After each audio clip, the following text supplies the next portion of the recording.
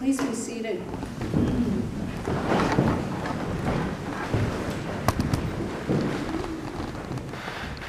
I've had the privilege of being in deserted places like Baja California, the Big Bend part of Texas, and Pinnacles National Park, which is in the northern end of California.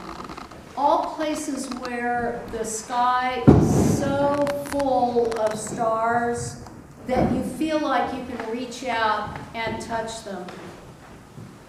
Scientists say that the iron in our blood, the calcium in our bones, and the oxygen that we breathe are the physical remains of stars that lived and died long ago. We are literally stardust. Thank you, Joni Mitchell. Whenever I looked up into the night sky at Pinnacles, what I felt was deep joy and intense awe.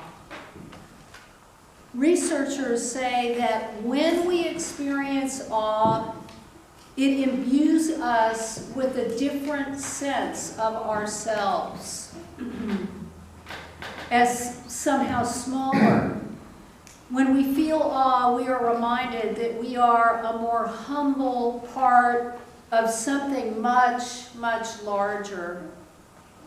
The story of the birth of Jesus, beyond sentimentality, conjures awe. How could God do something so grand, so magnificent as taking on human flesh? And what does that story mean for us? What small part do each of us play in this birth event that happened some 2,000 years ago, but somehow is also yet unfolding? I heard 3 amazing stories that remind me of how I understand this birth of Jesus and God's presence with us. Here's the first one.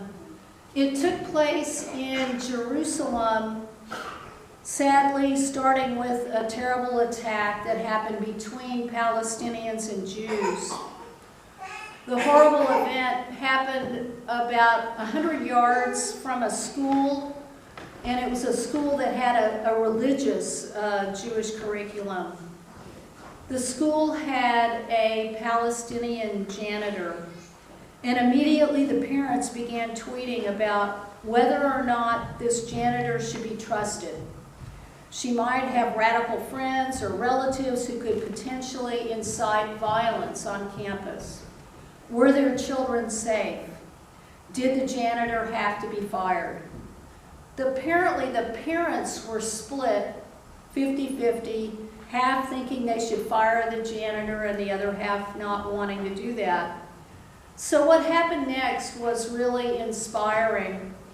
The principal took the janitor around to each classroom, and she gave this message over and over again. She said, "At a time like this, in a Jewish religious school, what we as religious people do is we try and see the other person for who they are and for the image of God that is in them. And that way, we employ the image of God that is within us." Beautiful. And the parents heard her, because that night when the PTA voted, they voted 10-4 to keep this woman janitor on staff. And so from our reading from Isaiah, we hear, "The people who walked in darkness have seen a great light. Those who lived in a land of deep, deep, deep darkness, on them the light has shined." Here's the second story. Philip Newell is an Irish Protestant theologian who specializes in Celtic spirituality. and he grew up in Belfast in Northern Ireland. One year, his father, who was in his mid-80s, asked Philip to take him to Southern Ireland, a place he had never visited in his entire life of 80 years. So they went to Dingle, which is on the west coast. Newell's dad asked Philip to take him to church, and all Newell could find was one church in town, and of course it was Roman Catholic. So he told his dad, you know, we don't have to go in there, to which his dad responded, it doesn't matter. If it's a Catholic church or a Protestant church, I want to go to church. Well, the priest turned out to be a charming fellow, which certainly helped him feel more comfortable. When the time came for communion, this is how Philip Newell remembers it. He says, there was my Belfast-born Protestant father who had known such violence between Catholics and Protestants. There he was, with tears streaming down his face, going forward to receive the bread and wine from a Roman Catholic priest from the south of Ireland. Newell said, there is hope for the world. Never in my life could I have imagined that this would happen. And in the words of the prophet Isaiah, for all the boots of the tramping warriors and all the garments rolled in blood shall be burned as fuel for the fire. For a child has been born for us, a son given. Authority rests upon his shoulders, and he is named Wonderful Counselor, Mighty God, Everlasting Father, and Prince of Peace. Here's the third story. The sexton at Holy Child Roman Catholic Church in Queens, New York, was putting up the nativity scene, and he took a break for lunch. When he returned, he heard the cry of a baby. Lo and behold, there was a tiny baby in the manger, carefully swaddled in blue towels. He immediately ran to get the parish priest, who was a babe himself, having only been ordained for 5 months. They called 911, and the newborn baby was taken to a nearby hospital where he was given a clean bill of health. Apparently, New York, like a few other states, has what's called a safe haven law, which enables parents to leave infants in a safe place if they feel they are unable to care for them. The mother of this particular baby was captured on video entering the church with the babe in her arms and leaving the church empty-handed.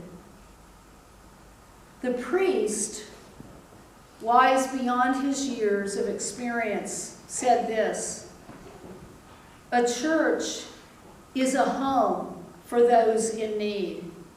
And the mother felt in this very stable in our parish, a place where Jesus will find his home, she found it to be a safe home for her child. And from our gospel, for this will be a sign to you. You will find a child wrapped in bands of cloth and lying in a manger. And suddenly there was with the angel a multitude of the heavenly hosts, praising God and saying, glory to God in the highest, and on earth peace among those whom God favors. And so, on this night, in the midst of our own brokenness, fragility, and blessedness, we celebrate the fact that love is born. This audacious birth happened in the unlikeliest of places. a stable that smelled of manure and fear. And it is in that humblest of locations that we see that things are not always as they seem. A king is born, yet in abject poverty. A young woman goes in a direction she would not have scripted for herself, and she gives birth. And shepherds, the lowliest of courtesans, bow before this newborn child in awe and wonder. And so do we. We come before the Christ child this night, ever hopeful that we too might be changed and become agents for change. And it is in this very Christ that all things are possible. In him, fear gives way to courage. Terror gives way to joy. Chaos gives way to order.